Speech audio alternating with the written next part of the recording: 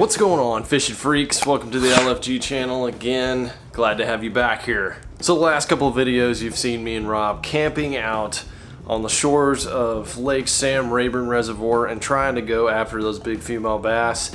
And it's been a grind. We've been really trying to catch them, and we're going up shallow. The fish are literally moving up. There's a lot of buck bass, or what you call male bass, that are moving up to start making beds, and the water is in the low 60s. And many times those females are just a few days or weeks behind, and they'll just be in a little bit deeper water or just hanging out, and they're really hard to catch. It's one of my least favorite times of year to fish. I can remember back years of guiding on Fork where it was incredibly tough to get bites on these particular days, and it can be like a 2-week, maybe even 3-week period where the water temperatures just kind of hovering around that, you know, low 60s, and bass are starting to move up, but the bigger bass are just not aggressive and they're not eating. They go into like a big feeding mode before then, and then they just kind of shut down and they wait for everything to get right to start the spawning process. So this week has been one of those particular weeks, and this last day that me and Rob went out was a particular hard day. We already showed you guys a lot of that shallow water, catching those buck bass,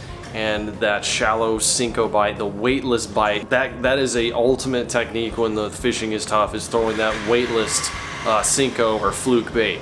My neighbor's weed eating his grass right now. There's not even grass growing out here. Come on, man, I'm trying to make a YouTube video over here. So I wanted to do another one of these videos where I kind of walk you guys through the process. Even though we have audio on this trip, the last day ended up kind of being the same similar thing, and we were really just trying to go after those bigger bass, and it didn't work out. Like, we just couldn't get those bigger bites. So we still ended up catching buck bass, but we tried different techniques. So I wanted to walk you guys through that, not show you the same exact thing that we had been catching fish on the first couple of days. We're always trying to learn and do other things. If I know I'm gonna catch them on a certain thing and I've already done a video on that, I don't want to do that again, because I want to learn new techniques and I want you guys to learn more. So anyway, that's what this is about, and here we go, let's get into it. Oh my God, that just happened. All right, they're here, they're here. What's up, guys? We're out here, me and Rob. We're a little late getting out on the water today because it's been so cold. We weren't exactly excited to get up early. So this nasty cold front came in, and me and Rob are trying to do our best to catch a big fish. So what I'm doing right here is I'm rigging a Carolina rig up. I've got an original size brush hog. This is actually the first soft plastic bait I ever caught a bass on right here. Haven't thrown it in a long time. It was in Rob's boat. I decided to tie it on. Green pumpkin. I'm putting it on a Texas rig, 3/4 ounce weight with a 5/0 offset worm hook. And I'm just gonna drag it around the bottom out here on these points. So these points that we're dragging on, there's actually a couple of good little spawning creeks that go into these little drains right here. And we're dragging our Carolina rigs and our Texas rigs out on these points. There's a lot of grass down there. There's stumps. So we're just trying to bounce it around, and we're sitting in about 20 feet of water. We're casting into about 12 and dragging our way out. We're trying to go as slow as possible and just kind of pop it over any little object we can and just wait to get that big bite. But the big females are just sticking to the bottom, not wanting to bite. It's a grind out here. It's definitely a grind. The pressure is changing, and the whole cold front thing is happening. Rob finally hooks into a donker. We moved up just a little bit. He threw into about 8 feet of water, and he hooked this guy. You know, and it's that same thing that we've been seeing the last couple of days. You move up shallow and you get these little bites, and it's just like they're the little knotheads that are biting. You know, they're not the big ones. So I keep wanting to stay out deep and try to get those big bites, but we can't resist the temptation. We move up a little bit more shallow and we start getting bites again. And it's like, man, you just want to feel something on the line here.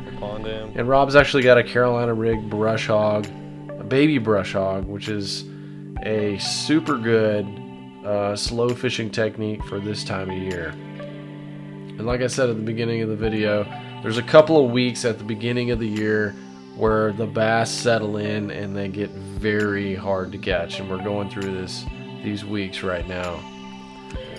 So we gave in, we moved up a little bit more shallow, went into a pocket. I was throwing a spinner bait. The water was so clear in this pocket I decided to put it down and pick up a Kitech swim bait, and I had a 1/4 ounce 5/0 swim bait hook rigged on, and I'm just throwing this thing around some pad stems. Now I had some bigger bites on Rayburn around some pad stems a couple weeks before, so I decided to pick up this bait and try to throw it in those pad stems and see if I can get a big bite.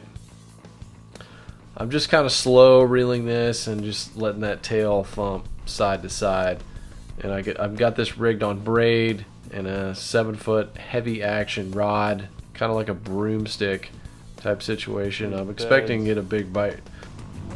These old beds in here. Oh God, there's a big one. Oh no. He smoked it. Thought it was a big one. God, hammered it. I'm going to an old trusty, I'm literally in the middle of almost tying on a underspin.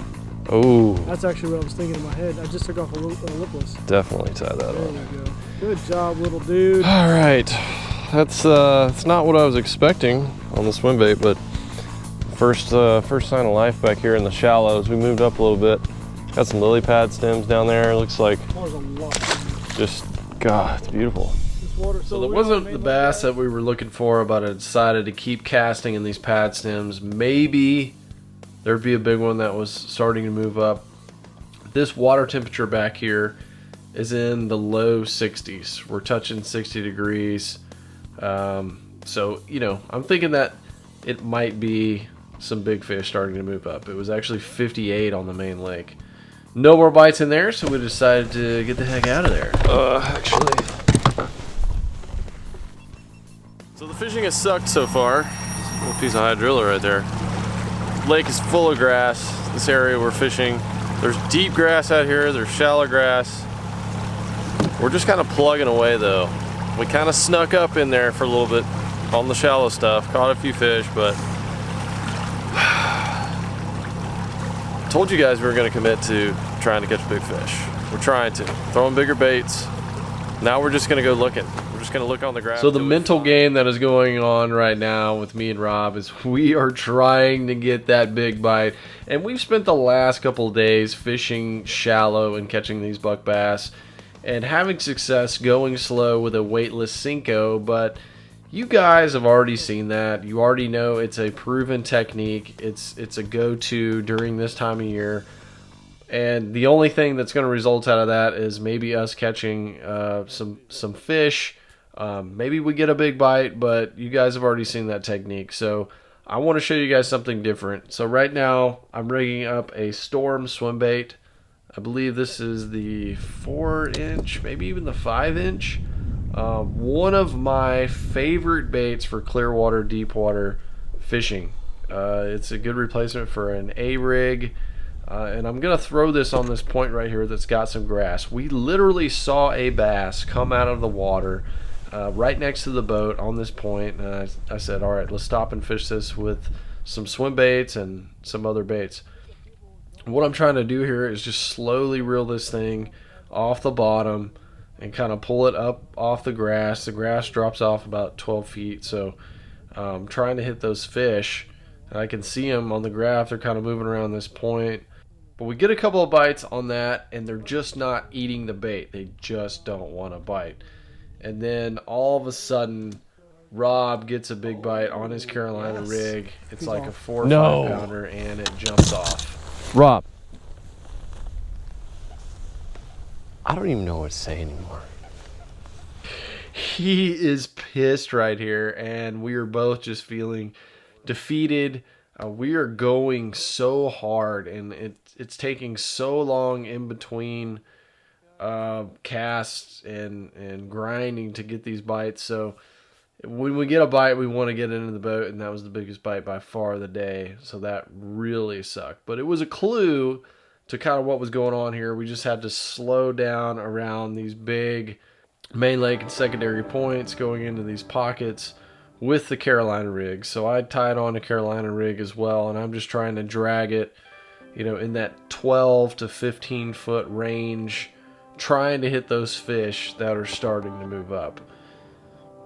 I ended up switching up from a senko to actually fishing a brush hog as well, like Rob on the Carolina rig. But you know, baby brush hogs and senkos are great. He's catching a bass on a baby brush hog right here, and I noticed he was definitely getting more bites on that fluorocarbon main line. I was throwing 50-pound braid as a main line with a 20-pound fluorocarbon leader, and he was getting more bites for sure using the fluorocarbon main line, which I'm a big believer in high pressure situations. I rarely throw braid as a main line, but I was using it in this instance. I ended up getting a few bites as well and boated this fish right here. Decent little fish, but just not what we're looking for here. This is just really healthy, and you know, it's a male bass, but it's just small. We're looking for these bigger bites, and we just keep getting these stupid ones. These stupid ones that are biting on this really tough day. But it's obvious the bigger bass are just locked up. They're not going to eat today. But that is a pretty fish. That's a cool shot too. I like that sun. The sun going down with the shiny bass scales, and then you know, I gave it a little smell. It was a nice smell to that fish, a little honey grass smell. It was beautiful. Beautiful moment. I had to savor it. I had to hold on to that one a little extra longer because I hadn't caught many that day. So we really tried catching some bigger fish, just slowing down.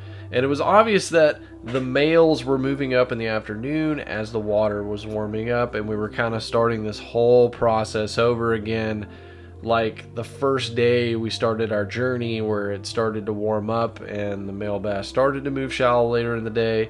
The second day they were up there, and then that cold front hit us, and then they moved back out. So we're literally just seeing this whole cycle happen again, and it's frustrating when we're trying to catch these big fish. They're just not, the weather is not stable enough for them to really come up and stay up.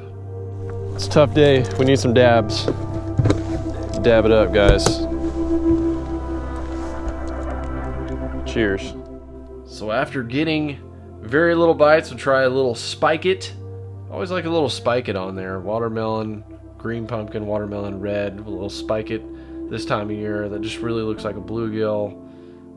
But in this instance, it didn't really help. So that's it, guys. I hope you learned something from this video. If you found it helpful, again, let me know in the comments. And make sure to stay tuned for the next video. I asked you guys to send in questions to ask me and Stephanie, aka Ocean Spoon Girl. Had them back in town, and boy, you guys had some good ones. It got a little interesting, got a little dicey, so you may want to stay tuned for that. But thanks for stopping by the channel, thanks for subscribing, and I'll see you guys on the next one.